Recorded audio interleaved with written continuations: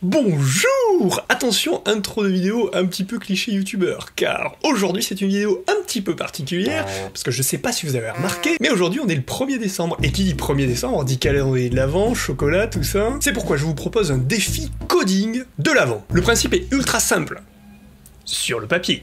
Car il suffit de déplacer un personnage ou un robot d'un chiffre à l'autre sur le calendrier, ou alors de le faire parcourir tous les chiffres du calendrier. Pour cela, il va falloir concevoir un programme ou un algorithme qui va permettre ces déplacements. Voilà quelques idées pour mettre en place ce défi. On pourra un petit peu tricher et disposer les chiffres du calendrier de l'Avent afin que le programme fasse faire au personnage des trajectoires simples. Là, on s'adressera peut-être à une classe de maternelle. On pourra aussi disposer les chiffres du calendrier sous une forme géométrique permettant une sorte de boucle qui va s'agrandir au fur et à mesure, et là, vraiment créer un algorithme. On s'adressera ici à des élèves plutôt cycle 3, voire cycle 4. Ça a pas l'air si compliqué. Côté mise en œuvre en classe, on pourra aussi se limiter à un programme qui permettra d'aller de chiffre en chiffre par jour. De cette façon, chaque petit groupe d'élèves ou chaque élève pourra programmer le trajet d'un chiffre à l'autre chaque jour. Autrement dit, chaque jour, le programme d'un groupe est exécuté, et comme il y a plein de chiffres en décembre, tous les groupes auront largement le temps de passer, voire même toute la classe. Pour réaliser ce défi, n'importe quel matériel qui va permettre de faire déplacer un objet, un personnage, un robot suffira. On pourra donc utiliser Scratch sur ordinateur, sur tablette, des petits robots volants, des petits robots roulants, voire même simplement du papier, mais c'est quand même un petit peu moins intéressant, j'avoue. On attend donc vos vidéos sur Twitter avec la balise défi coding avec l'accent sur le et, s'il vous plaît. Pour avoir toutes les infos sur cette initiative, rendez-vous sur déficoding.fr sans accent, s'il vous plaît. Comme toujours, toute l'équipe est disponible sur Twitter pour répondre à tous vos besoins, qu'ils soient techniques ou si vous avez rien compris à cette vidéo, c'est possible aussi. Et je termine en précisant que cette initiative est complètement gratuite, c'est un délire entre profs qu'on avait envie de partager avec vous. Il n'y a pas de partenariat, il n'y a pas de placement de produits cachés ou j'en sais rien, voilà, c'est juste du fun. Bon, alors le truc maintenant, ça va être de voir comment on peut faire de la musique avec tout ça, parce que je suis quand même sur une chaîne musicale. En musique, je vois clairement une proposition.